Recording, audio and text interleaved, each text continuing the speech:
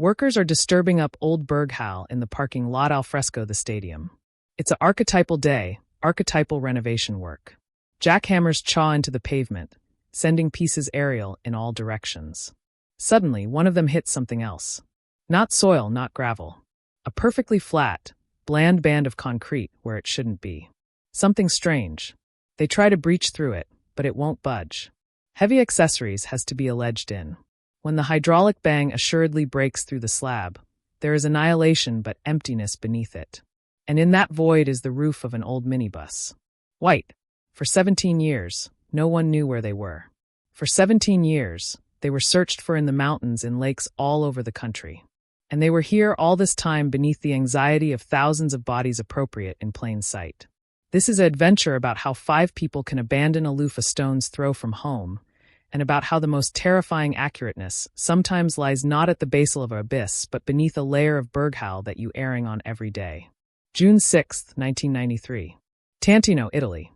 The air is literally buzzing with restriction and excitement. The final of the bounded adolescence basketball tournament has aloof ended. The local team fabricated up of guys from all over the county snatched achievement in the final seconds. It wasn't aloof a game. It was an event. The accomplished Boondocks was buzzing. Their parents, friends, and classmates were sitting in the stands. And there they were, the heroes of the day. 16-year-old Luca, his accompanied Giovanni and Davide, and 17-year-olds Alessandro and Matteo. 5 teenagers at the egg wheel of their brief fame. They laugh, advance anniversary other, and blab the best memorable moments of the game. At the caster of their old but reliable white Fiat Ducato minibus is Marco, Luca's earlier brother. He is 21 years old, already a student, a serious guy who agreed to drive his younger brother and his aggregation to the Bold and back. Marco doesn't drink, and he promised his parents he would accompany anybody back safe and complete by 10 o'clock in the evening. They are after most apparent actuality abrogation the old stadium parking lot. Several witnesses, including the ancestor of one of the players on the draft team, beachcomber to them. The boys bark article aback from the windows and laugh. The car turns onto the Capitol Alley arch out of town. And that's it. Afterwards that moment, the minibus disappears. It aloof vanishes. At first, no one is concerned. 10 o'clock in the evening. 11. Luca and Marco's parents start to get nervous. Their mother, Elena, calls Giovanni's parents. Is Giovanni home yet? She asks. On the other end of the line, there is surprise. No, we anticipation they were all together. Maybe they chock-full about to celebrate. Elena tries to argue herself that this is the case. But she knows Marco. He would accept called. He consistently called if he was late. By midnight, everyone starts calling all the families. No one has returned. None of the Bristles boys. Panic grows with every casual minute. The fathers of the families accede to go out and chase themselves. They drive along the absolute avenue the minibus was supposed to take. They attending at the roadsides, associate into ravines. Nothing. No drift marks, no burst glass, nothing at all to announce an accident. At 2 in the morning, they alarm the police, the Carabinieri station. The administrator on duty initially responds afterwards much enthusiasm. It's an accepted story. Teenagers got drunk, absently to celebrate, and went out partying. Sonori, calm down, he says on the phone. They'll apparently appearance up in the morning with a headache. Give them some time. But the parents insist. Marco is a responsible driver. Bristles Bodies is not just one guy out partying. It's a whole group. The badge anxiously booty the report. By morning, aback the minibus still has an apparent up. The bulk begins to booty a austere turn. An official search is launched. A description of the white Fiat Ducato with an authorization plate number that the parents apperceive by affection is sent to all badge stations, hospitals, and morgues are checked. The aftereffect is zero. It's as if the car with 6 people inside artlessly vanished into attenuate air on the 20 kilometers amplitude of alley amid the stadium and their home village. The following canicule about face into a living nightmare for the families. The police launch an all-embracing chase operation. The Tantino Arena is aerial with steep convolute roads, abysmal lakes, and dense forests. The capital approach is that it was an accident. Perhaps Marco absent ascendancy on one of the aeroembolism, and the car flew off the bluff into a abode breadth it was simply not arresting from the road. Helicopters are alleged in to advice with the search.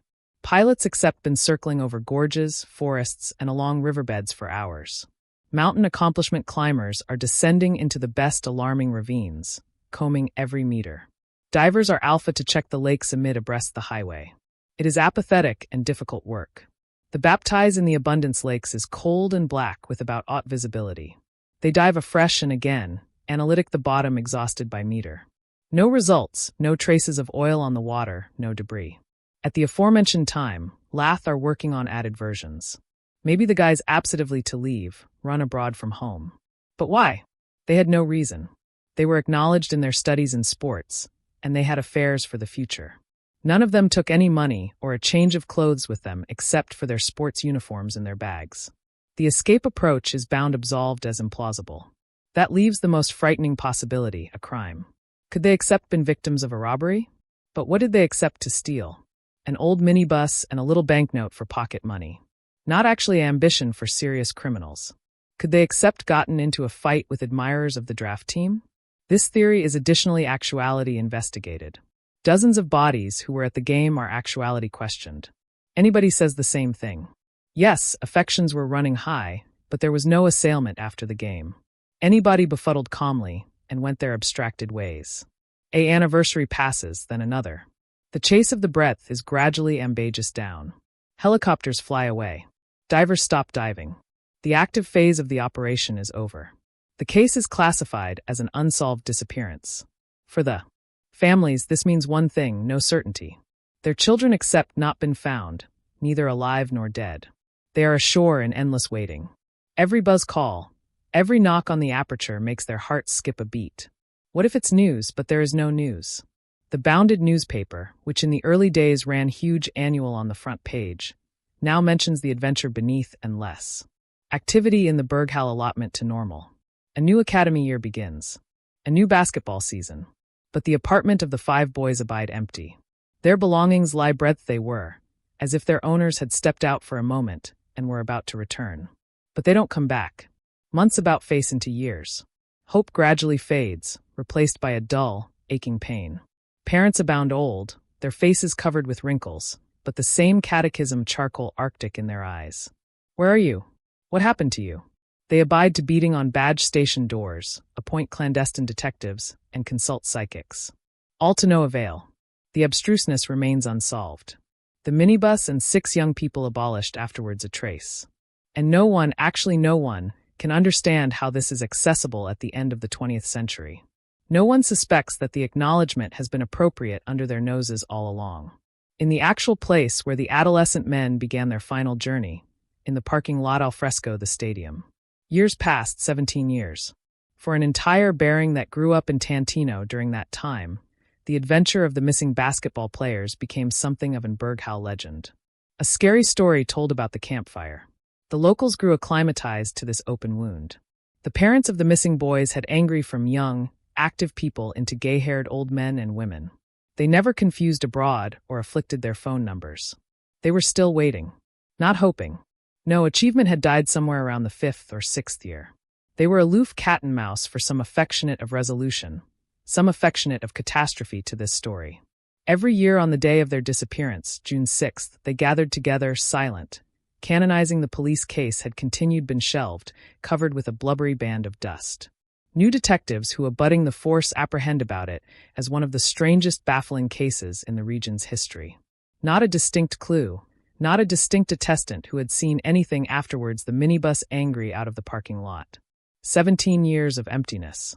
And in all those 17 years, accoutrements of matches were played at that very stadium. Accoutrements of cars anchored on the same Berghal beneath which in a concrete sarcophagus stood a white Fiat Ducato. Fans absolved on this ground, children played ball, and a few meters beneath them lay the acknowledgement to their city's greatest mystery. And now the year 2010 is aloft us. The Berghal allocated funds for the complete about-face of the stadium and the surrounding area. The building was anachronous and the parking lot was in disrepair. A architecture aggregation arrived at the site. They were accustomed workers and their assignment was to abolish the old pavement, adapt the foundation, and lay new asphalt. The assignment proceeded according to plan for several days. They removed the top band of asphalt, afresh a layer of gravel, and a fresh something strange happens.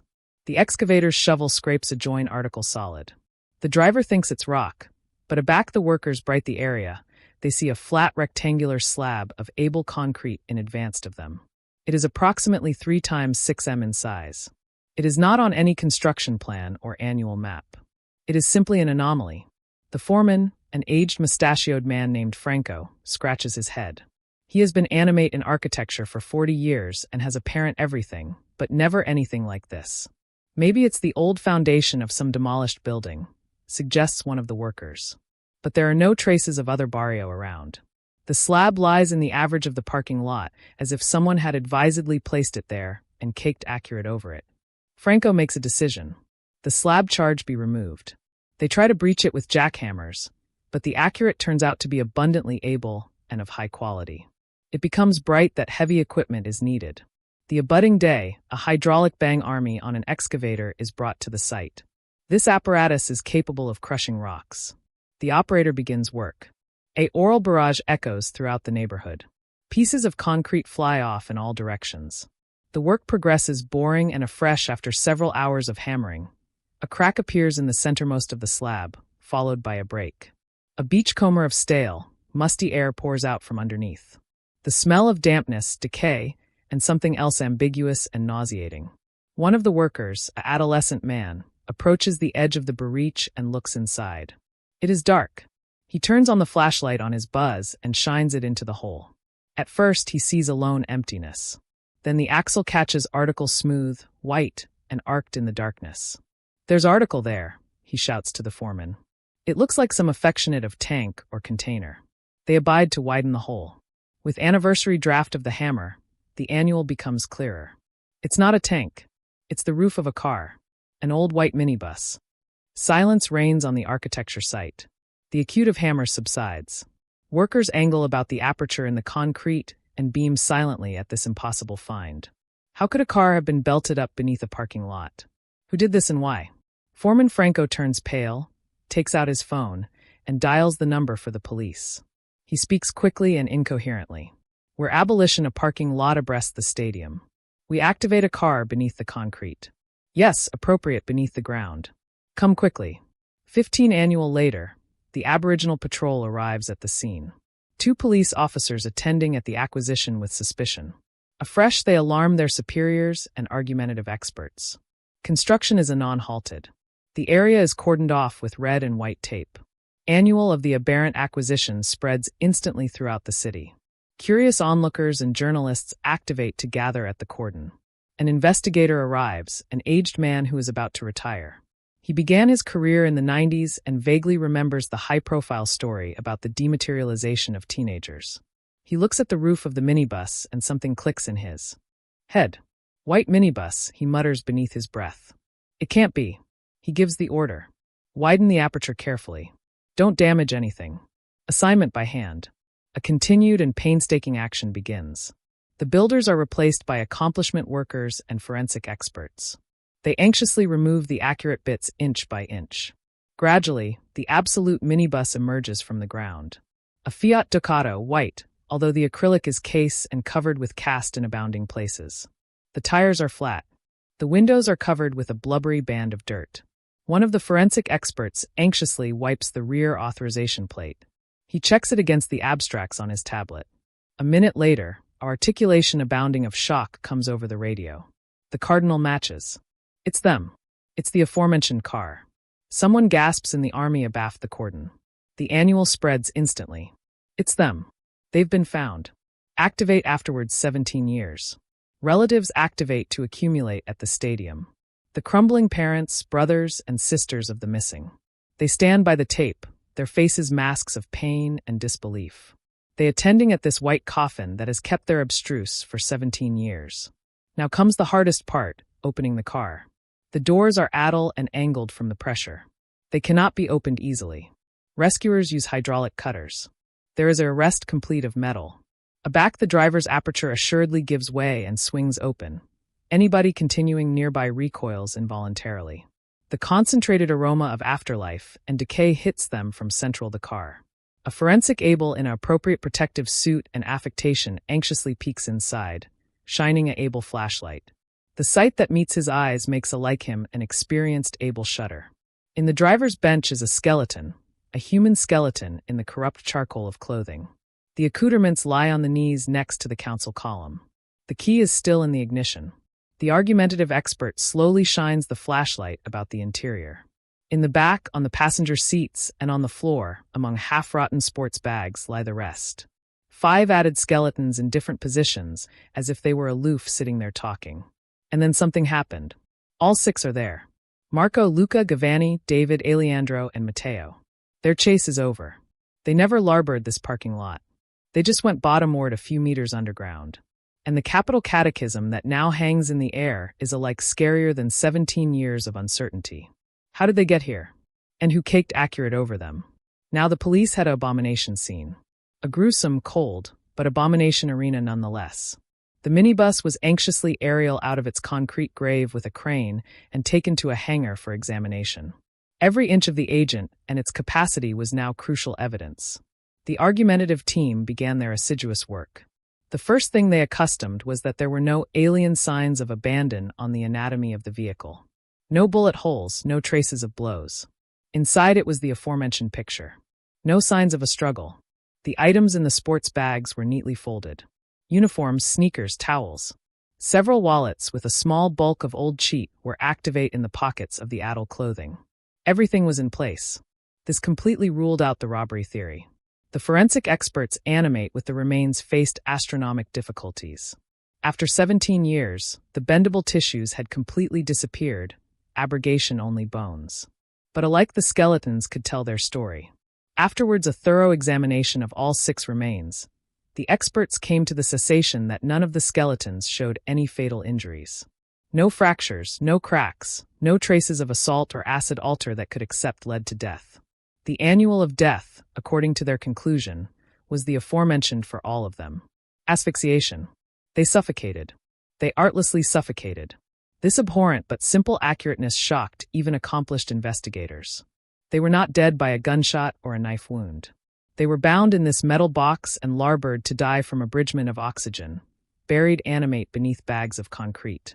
Now the capital allotment of affirmation is the concrete itself. Samples of the slab were beatific to the best class in the country. Chemical assay had to answer 3 questions. The exact composition, the agent of the components, and most importantly, aback it was poured. The after effects came aback a few weeks later and became the key that angered the investigation around. The Accurate was made from high-quality adhesive and a specific blazon of alluvium that was only mined in a few quarries in the region. But the best important affair was its age. Using radiocarbon assay and studying the adhesive hydration process, experts were able to actuate the date it was caked with arresting accuracy. The cessation was clear. The concrete sarcophagus had been congenital no afterwards than 4 canicule afterwards the boys disappeared. They went missing on the night of June 7th, 1993. By June 10th, they had already been walled up beneath the parking lot. This fact absolutely afflicted the picture. The crime was not aloof brutal. It was planned and technically complex. Someone managed to bear several cubic meters of Accurate to the parking lot in an incredibly abbreviate time and cascade it without alluring attention. This could not except been done by an accidental person. It was done by addition who had admission to the materials, equipment, and most importantly had an acumen to be in that parking lot on those days. Investigators dug up all the municipal documents for 1993 from the archives. They looked for any acknowledgement of assignment at or abreast the amphitheater in June of that year, and they activated a small, unremarkable arrangement for the adjustment of the parking lot's arising system. The work included digging trenches, laying new pipes, and consecutive concreting. The arrangement was awarded to a small private architecture aggregation endemic by a certain Nicolari. The dates of the work: June 5th to 15th, 1993. The lath captivated their breath. This was it. They had activated the event that had served as an awning for the murder. Nicola Rizzi's aggregation had long since accomplished to exist, excepting gone bankrupt in the aboriginal 2000s.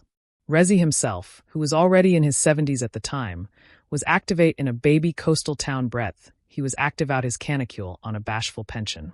Aback the carabinieri came to him. He initially denied everything. He said he didn't remember any capacity of the old contract. But when they put photos of the recovered minibus and the Accurate experts report on the table, the old man bankrupt down. He started errant and talking. Ricey said that on that day, or rather that night, he got an alarm from his foreman, Petro Viscani. Petro was at the armpit advancing the formwork for Cloudburst Accurate the next day. He was in a panic. According to him, backward in the evening, a minibus with noisy teenagers pulled into the parking lot. They were adulatory their victory, behaving loudly, and Marco, the driver, absent ascendancy of the agent on the alluvium and accidentally hit and knocked bottomward allotment of the lath formwork that Pro had aloof installed. Pro jumped out and started babble at the guys. One chat led to addition and a fight bankrupt out. The teenagers accursed up by their achievement and adolescence were not afraid to use their fists. The verbal altercation bound escalated into a brawl. At some point, according to Ricey, who was relaying Pro's account, Marco, the driver, pushed the foreman hard. He fell and hit his arch on the curbstones lying nearby. Then, as Pro told his boss, he flew into a rage. He was a large, able man with a difficult temper.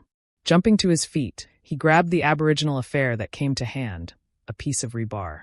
He addled Marco on the head with all his might. The draft was fatal. Marco burst to the ground. His bristles a company froze in horror. They had aloof witnessed the annihilation of their friend, their captain, their older brother. They were witnesses. Pro Viscani accepted this. In the same second, his acerbity was replaced by icy fear. He accomplished that his activity was over. He would go to Bastille for life. And a fresh aberrant plan formed in his head. Threatening the boys with the same piece of rebar, he effected them to drag Marco's anatomy aback into the minibus. Then he ordered them to get inside themselves. Cornered and bedridden with fear, the 16-year-old teenagers obeyed. He locked them in by sliding the abundant ancillary door shut. Afresh he began to act like a construction worker. He had dug a trench. He had materials.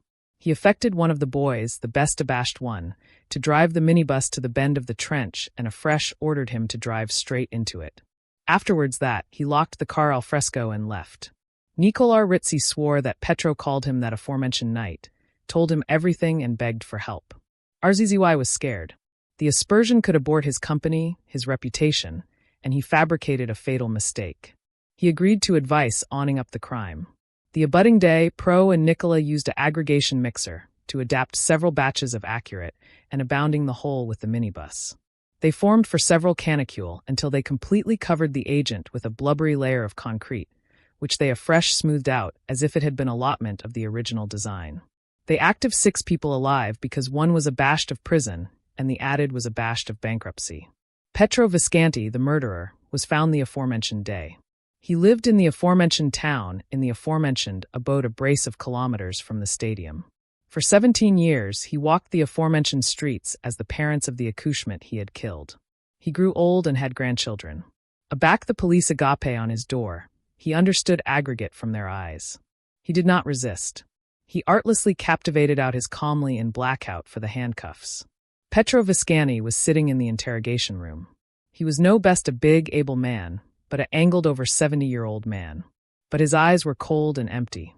He battened calmly, methodically, as if advertisement on a job well done. His adaptation about completely coincided with Nicola Ricey's testimony, but there was no agitation or anguish in it. He talked about the quarrel, about the blow. He attacked me first, Viscani said, staring at the wall. I was defending myself, but he couldn't explain why afterwards hitting Marco. He didn't alarm an ambulance or the police. And he couldn't explain why he locked 5 teenagers who were aloof witnesses in the car. They would accept told everything, he said simply. I didn't want to go to prison. I had a family, children. He declared in detail how he threatened the abashed boys, how he forced them to drive the car into the pit. He said he heard them agreeable and banging on the walls from Central as he left. He heard it. The abutting day, aback he returned with Nicola to cascade the concrete. There was no added banging. In the blackout that followed, they simply did their job. Mix afterwards mix, wheelbarrow afterwards wheelbarrow. They poured the concrete, smoothed it out, worked bound and professionally. When it was all over, Petro artlessly went home, had banquet with his family, and went to bed. For him, it was artlessly a matter settled. The abolishment of a problem that could accept broke his life. He admitted that for the aboriginal few years he was abashed they would acquisition them. Every time a badge car collection accomplished his house, he acquainted a Arctic inside. But the years passed and annihilation happened. He calmed down. He about forgot. Almost. For the families of the victims, This admission was the final best abhorrent blow. For 17 years, they had been addled by uncertainty, activity,